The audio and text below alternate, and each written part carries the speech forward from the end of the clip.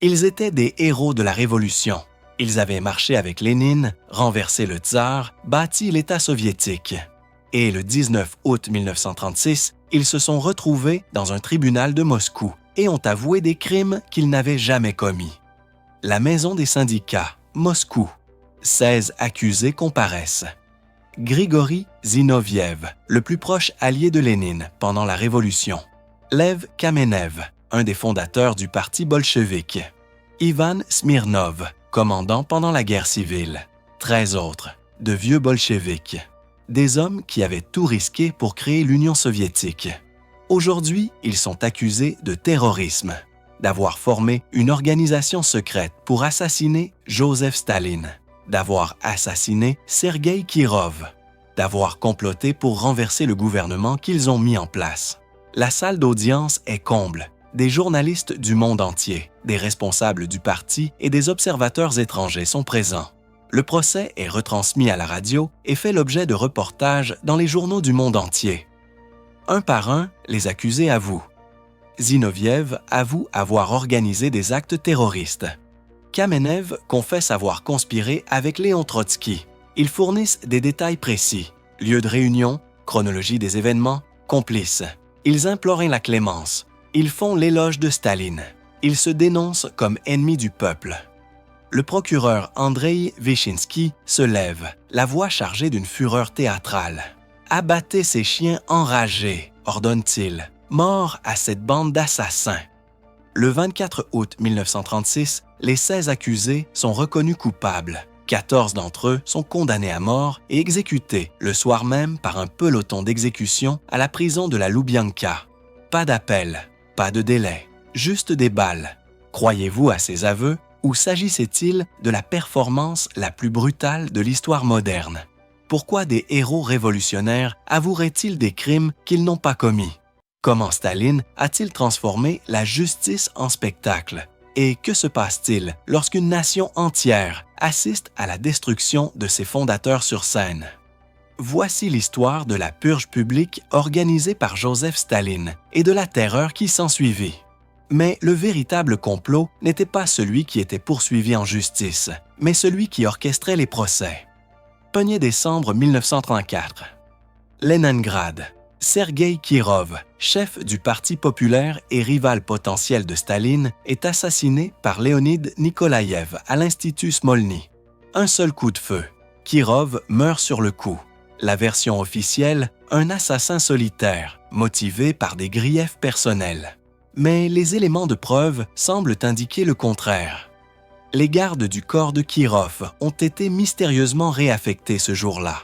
Nikolaïev avait déjà été interpellé 2 fois par la police, en possession d'une arme chargée près de Kirov, et relâché à chaque fois. La complicité du NKVD paraît probable. Staline instrumentalise le meurtre.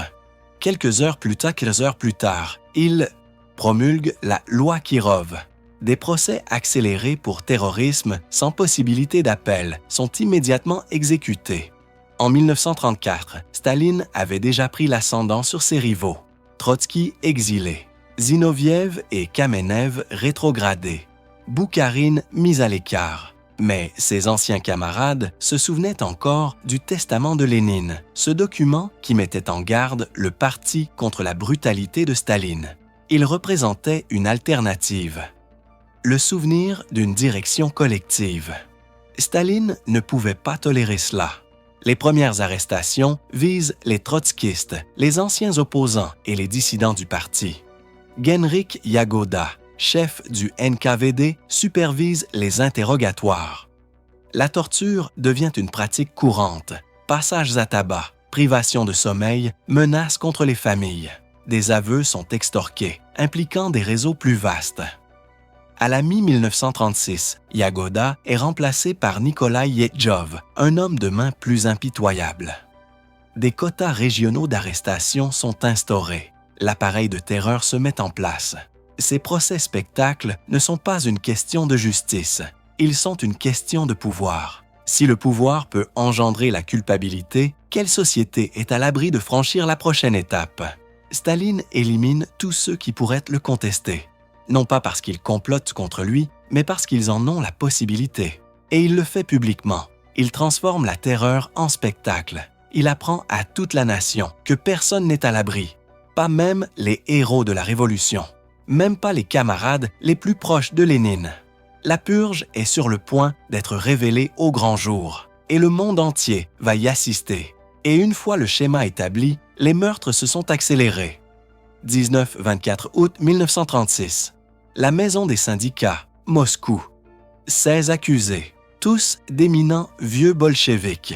Les chefs d'accusation, appartenance à un centre terroriste trotskiste Yedi Zinovievite, complot contre Staline, meurtre de Kirov, projet de renversement du gouvernement soviétique et de restauration du capitalisme. Le procureur Andrei Vyshinsky, dans une fureur théâtrale, s'écrie « Abattez ces chiens enragés, morts à cette bande d'assassins ». Les aveux sont élaborés, scénarisés, extorqués après des semaines de torture. Zinoviev reconnaît avoir organisé des actes terroristes. Kamenev avoue avoir conspiré avec Trotsky depuis l'étranger. Chaque accusé fait des aveux détaillés, lieu de rencontre, chronologie des complots, nom des complices. Mais le public ignore tout des tortures, des privations de sommeil et des menaces proférées contre les femmes et les enfants. Des journalistes étrangers assistent au procès. Certains sont sceptiques, d'autres convaincus. Le New York Times en couvre l'événement. Le Figaro et la Pravda publient l'intégralité des débats. Le 24 août, les 16 accusés sont reconnus coupables. 14 sont condamnés à mort. Ils sont exécutés le soir même par un peloton d'exécution à la prison de la Loubianka. 2 autres sont condamnés à des peines de prison, mais sont fusillés ultérieurement. Cette rapidité est intentionnelle. Aucun temps pour les appels, aucune possibilité de pression internationale, aucune chance de réexamen. Le procès élimine des figures clés de l'ère léninienne. Il adresse un message au Parti communiste. Même les fondateurs de la Révolution ne sont plus à l'abri. Il banalise les aveux. L'exécution.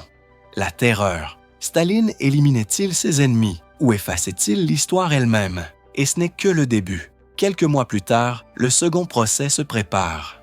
Plus d'accusés, plus d'aveux, plus d'exécutions. Ce n'est pas de la justice, c'est une mise en scène. Staline orchestre son pouvoir devant des millions de spectateurs. Il leur apprend que la résistance n'est pas seulement futile, c'est fatal. Et cette leçon est diffusée dans le monde entier. Mais l'appétit de Staline pour les purges n'était pas assouvi, il ne faisait que commencer. 23-30 janvier 1937, deuxième procès spectacle de Moscou. 17 accusés, dont Georgi Piatakov et Karl Radek, chef d'accusation, création d'un centre trotskiste anti-soviétique, sabotage industriel, espionnage au profit de l'Allemagne nazie et du Japon. Leurs aveux impliquent des atlantiques des réseaux plus vastes, directeurs d'usines, ingénieurs, officiels militaires. 13 sont exécutés. Radek est condamné à une peine de prison, mais est assassiné par des codétenus en 1939. Du 2 au 13 mars 1938, troisième procès, 21 accusés, dont Nikolai Boukharine, favori de Lénine et architecte de la Constitution soviétique de 1936, Alexei Rykov, ancien premier ministre soviétique, et Genrik Yagoda, ancien chef du NKVD qui a mené les premières purges. Les accusations. Complot d'un bloc trotskiste de droite visant à restaurer le capitalisme, assassiner Lénine en 1918, empoisonner Staline et démembrer l'Union soviétique. 18 personnes sont exécutées, dont Boukharine. Chaque procès poursuit un objectif stratégique. Le premier élimine les rivaux politiques. Le deuxième vise les dirigeants économiques et militaires. Le troisième purge même la police secrète qui a mené les purges précédentes. Yagoda lui-même, l'homme qui extorquait des aveux sous la torture, est maintenant torturé pour avouer ses propres crimes inventés. Cela révèle la méthode de Staline. Fabriquer un complot, extorquer des aveux sous la torture, impliquer de nouveaux réseaux et recommencer. Une fois ce schéma accepté, comment une société peut-elle y échapper? La purge s'auto-entretient. N'importe qui peut être accusé. N'importe quel aveu peut désigner de nouveaux ennemis. Les procès déciment les institutions soviétiques. Plus de la moitié du comité central est purgé. 98 des 108 membres du Conseil militaire suprême sont exécutés. 3 des 5 maréchaux sont fusillés. Staline ne traque pas de véritable complot. Il crée un climat où le complot est omniprésent, où la confiance est impossible, où la survie dépend de la dénonciation d'autrui avant d'être soi-même dénoncé. Ces procès-spectacles ne sont que la partie émergée de l'iceberg de la terreur de masse qui submerge toute la nation. Et au-delà du tribunal, loin des caméras, le véritable carnage est sur le point de commencer. Et au-delà des procès-spectacles, loin des caméras, les vrais meurtres ont commencé.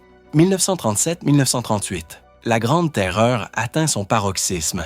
L'ordre Nehero 00447 du NKVD, publié en juillet 1937, fixe des quotas d'arrestation et d'exécution. Les bureaux régionaux du NKVD reçoivent des objectifs 690 mois, 692 personnes à fusiller. Plus d'1 million de personnes sont envoyées dans les camps de travail du Goulag.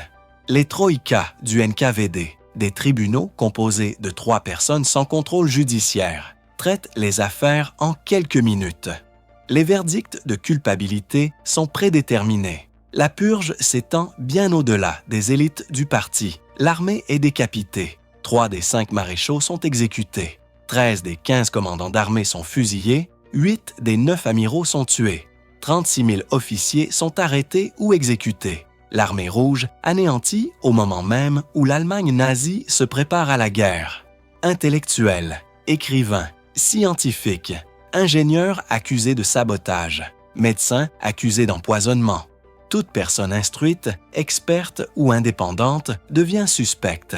Les minorités ethniques sont systématiquement ciblées. Opération Polish, 111 000 arrestations, 85 000 fusillades. Allemands, Lettons, Finlandais, Grecs, Coréens, déportés en masse. Des familles sont détruites. Les épouses des ennemis du peuple sont arrêtées. Des enfants sont placés dans des orphelinats. Des proches sont mis au banc des communautés. Exécution de masse au champ de tir de Butovo. Kommunarka, partout en Union soviétique. Des corps enterrés dans des fosses de communes anonymes. Les familles n'ont jamais su où reposaient leurs proches. La terreur est arbitraire. Les quotas doivent être atteints, quelle que soit la culpabilité réelle. Les bureaux du NKVD sont inondés de dénonciations. Des voisins se dénoncent entre eux. Des collègues se trahissent. Chacun cherche désespérément à prouver sa loyauté ou à régler ses comptes.